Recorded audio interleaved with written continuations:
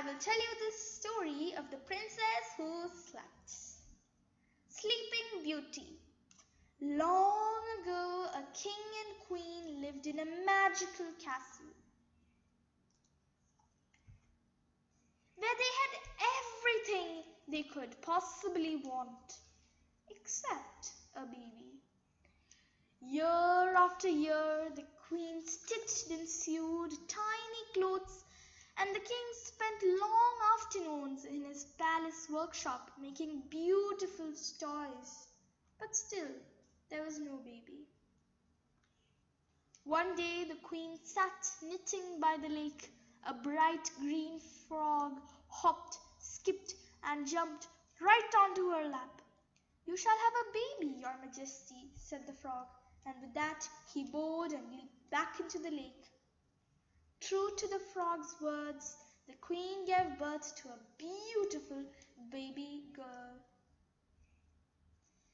"Let's call her Rose," the queen said happily. The king was so pleased he planned a great feast to celebrate. He asked 7 fairies to be Rose's fairy godmothers. On the night of the feast, they all flew into the castle, each clasping a glittering golden word. "Let the feast begin," announced the queen, and merry music filled the great hall. The tables were piled high with scrumptious food, and everyone ate off silver plates. When no one could manage another bite, the fairies gathered before the king and queen. "We have some wishes for Princess Rose," said Snowdrop, the first fairy, with a curtsy. She fluttered her fairy fingers. "Rose will be utterly beautiful." Then Honeysuckle waved her wand. "She'll be as clever as the king." The third fairy, Willow, floated over to the child. "She will be graceful and she'll dance to perfection," added Bluebell. Blossom and Buttercup wished that Rose would play music like an angel and sing like a nightingale. Everyone wondered what Jasmine, the 7th and wisest fairy, would wish for.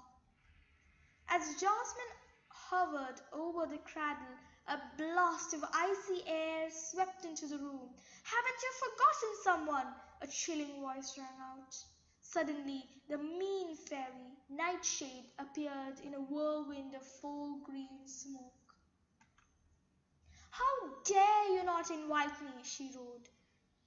We didn't mean to, Nightshade," the king stammered. "We just forgot you." "Forgot me?" Nightshade screamed so fiercely the flames in the fireplace went out. "Well, you won't forget this." She flipped her cloak and marched up to the cradle. "Now, my pretty," she purred, lifting a golden curl with her bony finger, "what shall I wish for you?" Everyone in the palace held their breath. Nightshade leaned down into the cradle. "On your 16th birthday," she snarled, "you will prick your finger on a spinning wheel and die." "No!" cried the queen, but Nightshade cackled gleefully and disappeared with a bang. "I still have my wish," said Jasmine softly. "I cannot undo that wicked spell, but I can try to change it." "You will prick your finger, little Rose," Jasmine began, "but you won't die.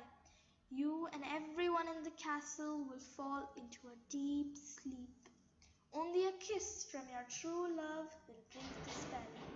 "Burn every spinning wheel in the land at once," roared the king. "Rose must never, ever see one."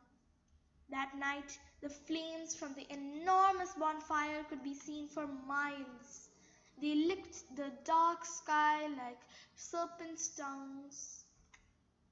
The years passed, and Rose turned into a delightful girl. She danced and sang and played music as wonderfully as the fairies had wished. She was clever enough to beat the king at chess. She loved playing hide and seek in the castle gardens, and secretly she liked to sketch the prince of her dreams. On her 16th birthday, the king and queen gave a huge ball for Rose. She twirled and swirled in a dazzling ball gown, and every prince fell in love with her. When the feasting was nearly over, Rose pleaded for a game. Hide and seek, she shouted, and she dashed off into the castle. She raced up a twisting staircase that she had never seen before. Soft singing floated down the stairs. In a trance, Rose followed the music. At the top of the stairs, she discovered a heavy iron door. Inside, a woman sat hunched over a spinning wheel. Come and see, my pretty, she said, beckoning Rose with a bony finger.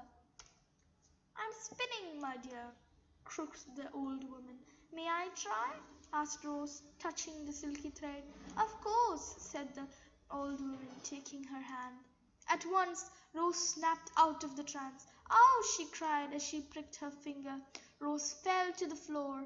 The old woman cackled and disappeared in a whirlwind of foul green smoke.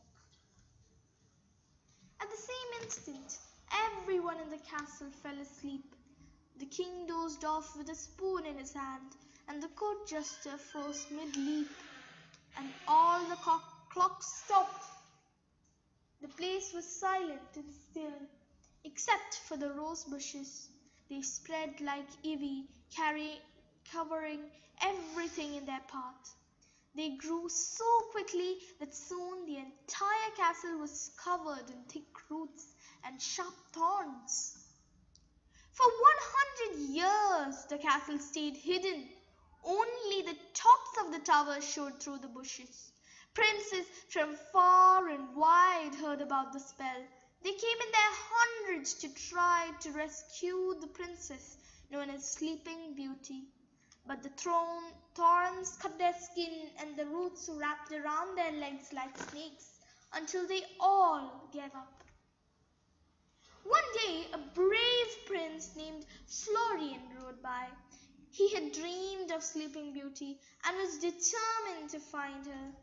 He pulled out his sword with a flourish and began to fight his way through the spiky bushes. As Florian's sword touched the branch, each sharp thorn became a sweet-smelling rose. The path clear before him. He followed its twists and turns until he reached the topmost turret where Sleeping Beauty lay. Florian's heart fluttered like a bird when he saw her. She was the most beautiful girl he had ever seen. Taking her hand, he kissed her soft lips. Her eyes flickered open, and Rose found herself face to face with the prince of her dreams. You're the prince I drew, she cried. Prince Florian here to rescue you, he announced, and scooped her up. As they walked through tunnels of roses, everyone else in the castle began to wake up. The king fell into his pudding with an enormous splosh, and the court jester landed with an unexpected bump. Rose and Florian entered the great hall. My Rose, cried the queen, and her true love, added the king. Rose and Florian were married the next day. They lived happily ever after, and the prince always lost at chess.